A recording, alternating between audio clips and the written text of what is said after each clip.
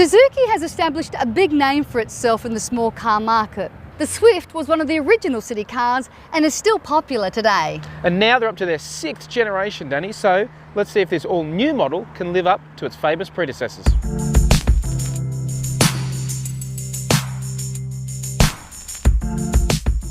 Most people I knew, their first car was either a Holden Barina or a Suzuki Swift, and it's good to see that it's still going strong years later. Yeah, it's certainly, it's been popular. It's been popular for a reason, because it has provided that sort of affordable transport. It's a good little city car. It has been, for now 6 generations. So what do you think though of this new look model? It's kind of pretty funky on the outside. Yeah, I really like the look. It retains that sort of cheekiness to it. It's urban and very funky. The inside though, I have to admit, I feel like I'm stepping back in time when I look at this interface. Yeah, look, it's a pretty old school infotainment system. But you got to remember, this is this costs $16,990. It's a pretty affordable new car, so you are going to miss out on a few little goodies. But for another $1,000 you can get the GL Navigator, which I tested recently, which brings Suzuki's latest touchscreen infotainment system, but it also gives you alloy wheels, a reversing camera, and of course nav. So for another $1,000 it's actually a pretty good deal. But for this car, yes, it's basic, but I don't mind it. I think the rest of it is quite funky, and it's actually well laid out, well thought out, the cabin. There's actually decent space for what is such a small car on the outside. Yeah, the interior is simple but neat. Cheap plastics aside, it does look good. Steering wheel is quite nice as well. I think you do need a reverse camera, because the design at the back though, it is a bit hard, your blind spot area in particular. Yeah, you do have some quite big over-the-shoulder blind spots thanks to the exterior design. It looks nice on the outside, but not so practical inside. And actually, the thing I like about this Suzuki is how it drives. So why don't I give you a turn? Okay.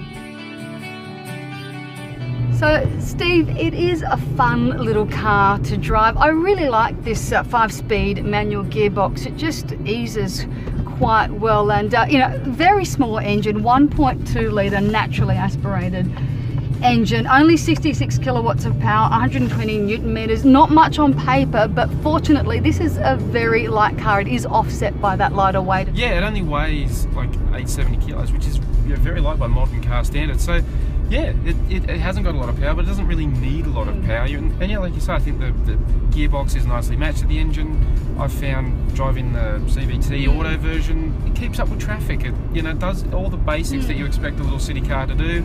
But I think the kicker is, what Suzuki's done really well lately is they've honed the chassis quite nicely. The ride is quite comfortable for such a small car. The handling is quite responsive. The steering isn't the best, but I'm still enjoying it.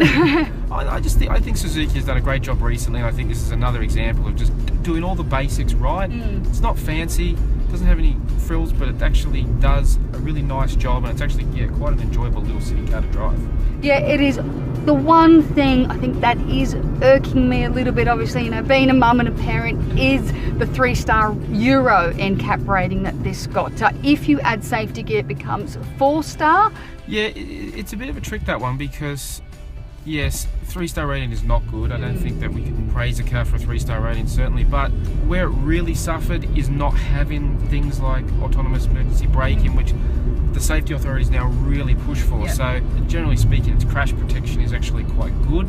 Yeah, look, I like it. I think I'd have to think twice about it, especially if this were a first car for my son or daughter, or even if it's a car the grandparents are driving for their own safety, or they're driving kids. So I think anyone who does consider buying this really needs to do their research. Yeah, and I think the thing is, if you do your research and have a look, you can get like we mentioned, the GL Navigator before, but on top of the Navigator, for another $1,000 you can add some of that safety gear, like autonomous emergency braking. You can get adaptive cruise control, which is pretty cool for such a little city car like this.